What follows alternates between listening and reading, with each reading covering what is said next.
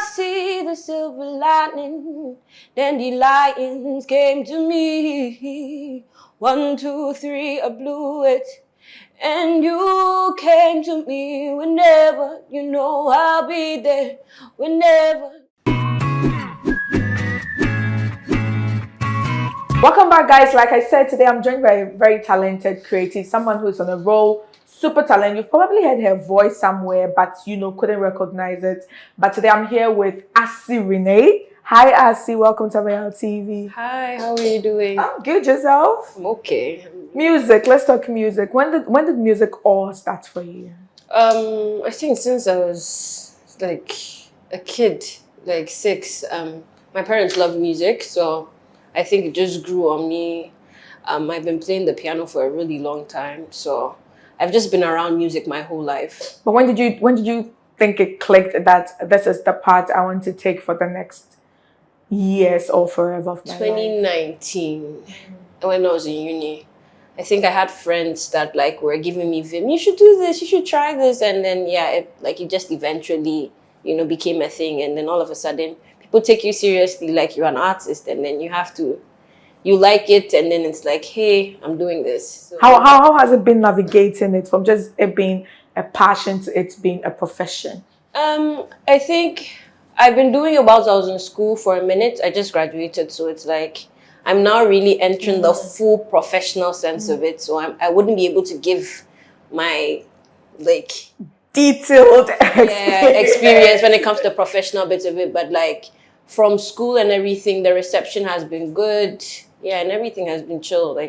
I really just love music. So amazing. How would you describe your sound? What would you say it is? Is it Afro soul, Afro jazz, Afro piano? What would you I think it's soul at its core, and then a fusion of whatever, but it's soul at its core. And you think that kind of music is being widely accepted? Yeah, it's growing. I think the African market is very diverse now. So it's people want to listen to a lot more things and a lot more diverse things. Yeah. So are there people in the space, let's say Ghana, Nigeria, that you think you might have drawn inspiration from when you started this journey? Asa was a very big inspiration for me. Just her sound and how I think her pen game was the biggest thing for me. So it's I was more intentional with how I write, just because I used to listen to her a lot. In Ghana, Efya vocal powers.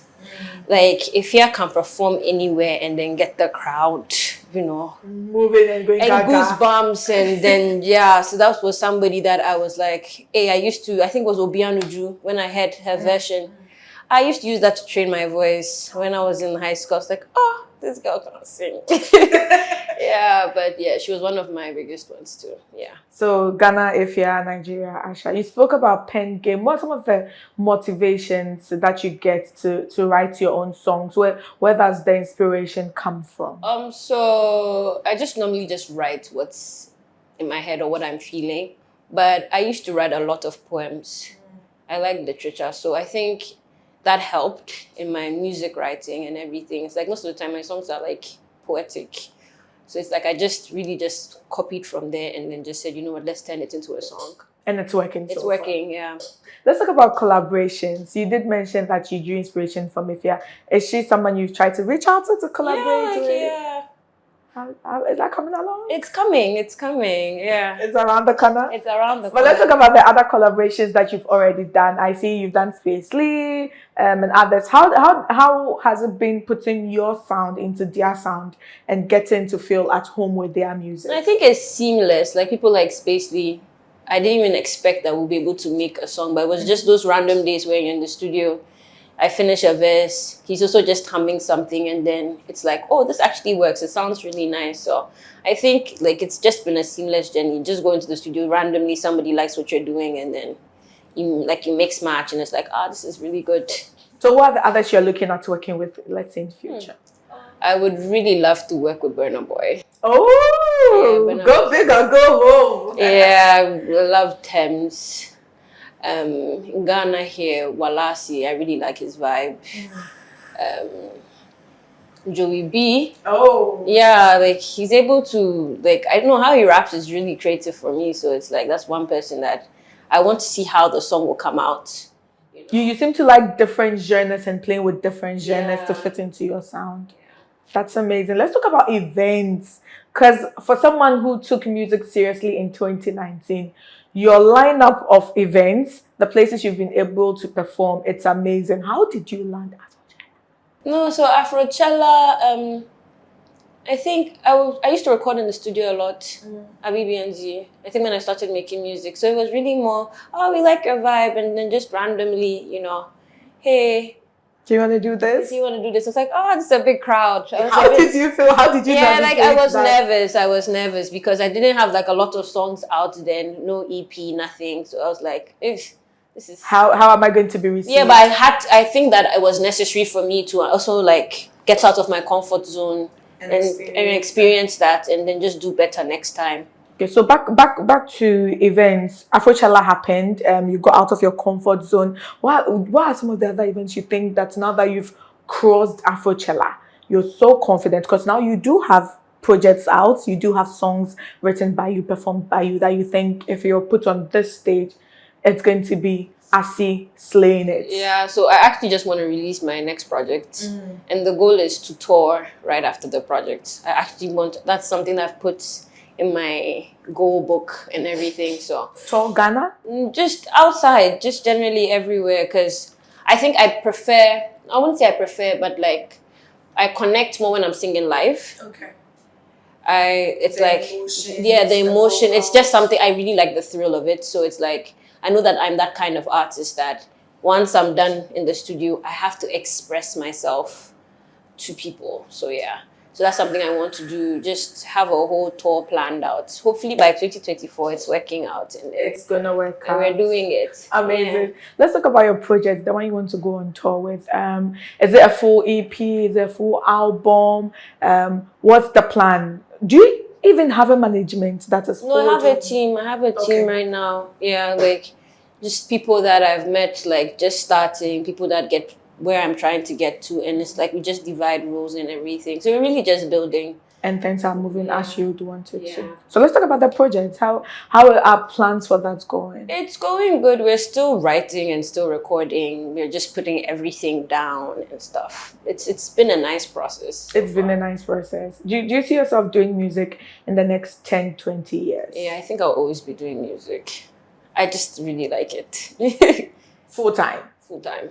And I'm also interested in other things. So it's like, I'm a big believer of try what you like and everything. Yeah. There's a whole lot of narratives about how women struggle to break into the Ghanaian entertainment industry and the Ghanaian music industry, even though you've been lucky to be put on platforms that some would assume is bigger than your catalog of songs. Do you think that has been the case for you, or you've had it easy? Okay. So I'm not oblivious to the fact that like there are hurdles that women face. Just generally, patriarchy exists. But I think one thing that has helped me is I'm not going to make that an excuse for me not to succeed. So it's like, I'm just pushing, you know? It's like, you meet an obstacle, what can I control at this point? And I'm also a very big believer of manifesting and saying what you want, you know? And then favor, just everything that you do. So it's like, I'll write things down. I'm like, this is what I want. Regardless, just hope, pray. It's gonna come through, and it comes through. Do you think you prayed for your 3 nominations, your 3 music nominations? And I was actually shocked because I was like, hey, I think when they called someone on my team that you have to come for the launch or something like that, I was so confused. And even the category I got into, I was also shocked because I really thought it was emerging artist, new artist or something. So I was like, hey. But like, it just made me realize that people are actually listening and people are actually connecting. And that's one of the biggest things for me. They have like people's ability to connect to my music and like it and love it. So are you looking at hopefully sneaking into the VGMAs, maybe unsung category? You have a new single out which you're going to talk about. Do you think you're going to probably submit that for? Hopefully I should. I should get him and do it. You have to get him because it's the VGMAs. Anyways, let's talk about I'll Be There, your new project. What went into it, and how do you think the reception has been to it so far? It's been good because I hadn't released in a minute, just because I wanted to like focus on finishing school and everything. So I think the reception has been amazing, especially for the acoustic. The vocals is so divine. Thank you so much. I can't sing that. She'll probably sing it later when we're done. She'll sing just a tiny bit of it. Yeah. But how was the process in essence when you were putting it together? What did you envision when you were writing? Okay, so I started writing that song in my room on my piano. Then I went to the studio to record it and just like made the producer like, you know, add his extra stuff. Who were you thinking about when you said you'll be there? Oh, I was thinking about everybody that I love. Everybody that I love. We will buy it. Yes. We will buy it with everybody that I love. But you do have an event where you connect with your fans and you want them to be there with a mat. So tell us about it. Okay, so technically Bring Your Mat is just really like a safe space for artists to like come express themselves, something intimate. Like just chill, and then more like soulful acoustic vibes on the 29th, Bass Lounge, Cantonment. Yes, hopefully you guys will all be there. Yes, we'll be there and we'll bring our you guys invites. Thank you so much. What would you say is the ultimate music career goal for Asi Renie? I think just being heard by masses and the masses connecting to my music and feeling safe, feeling peaceful, because that's really what I'm about. I think recently I found out my name. Asi means hand in Ewe, and Renie means peace, because that's my English name. So I just started owning that. Maybe my music should give peace, or yeah, so that's really what it is for me. That's amazing. Others would have said Grammys and the BETs, but you just want to connect with the audience and bring peace to your audience, and that's amazing. Guys, if you've not heard how her voice brings peace, please go listen to I'll Be There, because you definitely feel the peace and the calmness that comes with her voice. Also, make sure to follow her on all socials. How can we follow you on socials? Asi_Renie everywhere. Asi_Renie everywhere, and ours is at Ameyaw TV everywhere. Make sure to subscribe whilst you are here. Before you go, follow us on social media, and we can't leave you like that. You need to feel the calmness. So Asi is going to give us just a snippet, like a very, very sweet snippet of her latest single, and we'll see you another time. I see the silver lightning, then the lions came to me. 1, 2, 3, I blew it, and you came to me. Whenever you know I'll be there, whenever you know I'll be there, whenever you know I'm there for you. You know I'm there for you. Whenever you know I'll be there, whenever you know I'll be there. Whenever you know I'm there for you. You know I'm there for you. Thank you, guys. Wow.